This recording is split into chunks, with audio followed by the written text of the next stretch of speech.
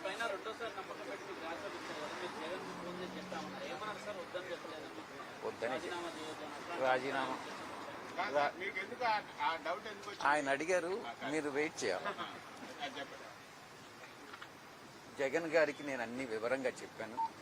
ఈ పరిస్థితుల్లో నేను న్యాయం చేయలేనన్నటువంటి విషయం కూడా చెప్పాను.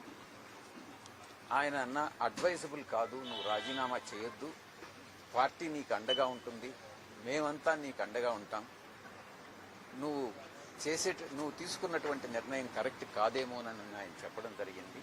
అయినప్పటికీ కూడా నా నిర్ణయం బట్టి నేను ముందుకు వెళ్తా ఉన్నాను. మీరు ఒక ఏమనుకోవద్దు, క్లారిటీ ఉండాలి క్వశ్చన్ వేస్తే. క్లారిటీ లేని క్వశ్చన్స్ కానీ మీరు ఏ పత్రిక మీరు మీ యొక్క ఉద్యోగ ధర్మానికి మీరు న్యాయం చేస్తున్నారా చెప్పండి.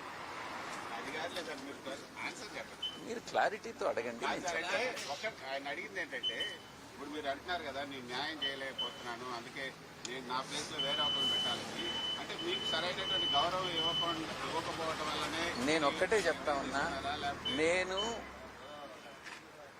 దైవ భక్తుని,